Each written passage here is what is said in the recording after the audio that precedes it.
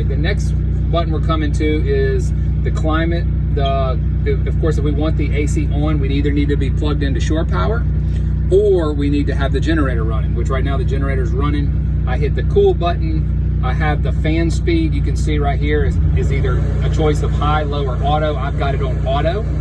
I've got the temperature set down to 68 degrees. Currently inside this RV it's 87 degrees. If later on, as it cycles off, it becomes too cold, just bump your temperature up or down as needed. When we move over to the next screen, you can see it says vent fan. This will lift the fan up and down. It'll lift the lid up or down, and then it's got a speed on it, high, medium, or low. So just by turning this button on, it turns on the fan and then lifts it up automatically.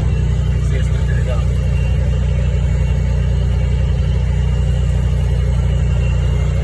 All right. And again, to put it down, just turn it off. The last one is just your settings screen. If you want to clean the screen, you can hit the clean mode. It goes black for like 30 seconds or so in order to clean it. You can adjust the brightness of your screen.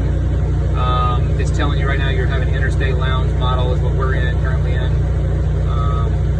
But that's pretty much it on this screen. Now, as we move over to the inverter, which is your Magnum energy system, if you're running down the road and it's a cool day and you feel like you don't need the rooftop air conditioner, what I would advise doing is coming in here, and what we're going to do first is we're going to turn off the air conditioner. We're going to go back and give it a second. We're going to let the air turn itself off. Once it goes off, I'm going to hit stop and we're going to kill the generator. Okay. Now, what I'm going to do right now, if I'm running down the road without the inverter on, I have no power to the TV or the receptacles or the microwave. So what I want to do is I'm going to turn your inverter on, and in a second you're going to hear the TV click on, the microwave will now work, and several of the receptacles will now work, running off of inverter. So it's using the house batteries, converting them from 12 volts to 110, giving power throughout the RV. We still are being powered by solar, and I have the engine running, which is also charging the batteries.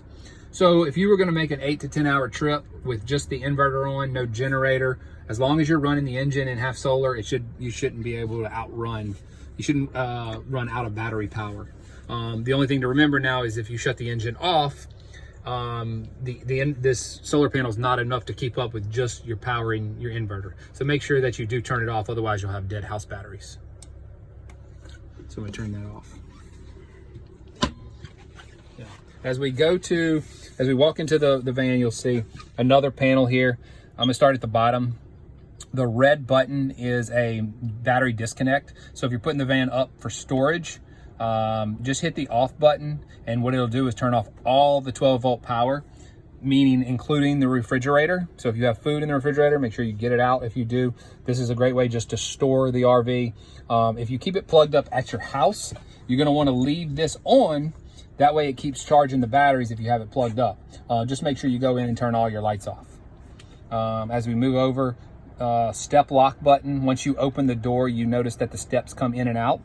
Once they're out and the door's open, lock the steps in place. And now every time you open and close the door, the steps will stay in the out position. Again, you have another master lights. Panel lights are the lights that you see on this panel. They're backlit lights. Another place to extend and retract the awning, another place to start and stop the generator, another place to turn your undercarriage lights on or off, awning light on or off lights, and then just individual places to turn off the lights. Now, if you notice, I've turned them all off manually. If I try to go in here and turn them back on master, they all come right back on. All right, as we move to the back, your sink, make sure when you open your lid, when you put it back down, it's lower and out the way, and that this lever that operates this is also out the way, not up, because otherwise it could turn the faucet on. Get it out the way. We come here, we're going to show you the stove.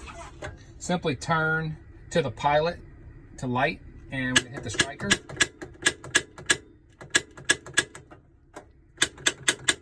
have any in it. No, it's got propane in it. Should.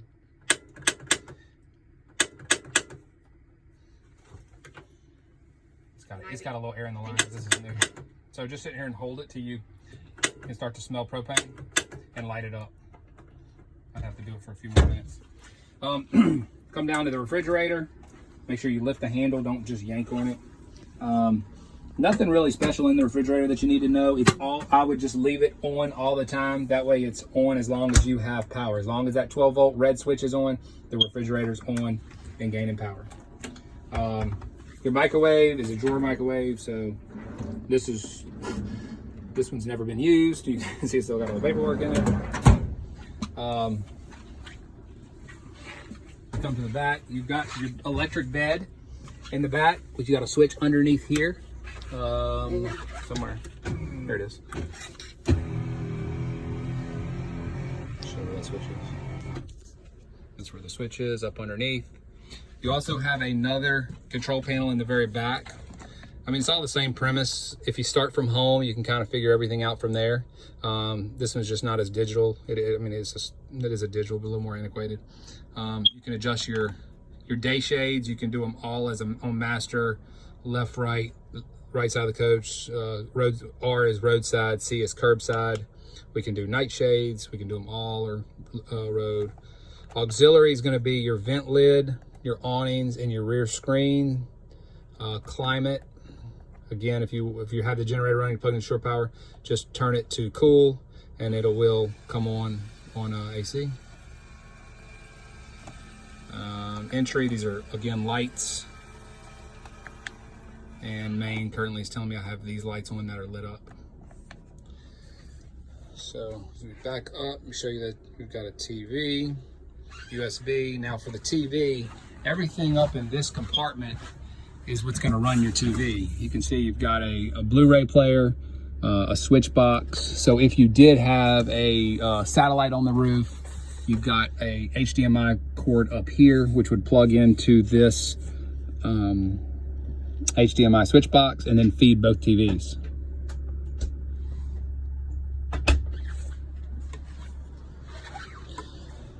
All right, as we go up front,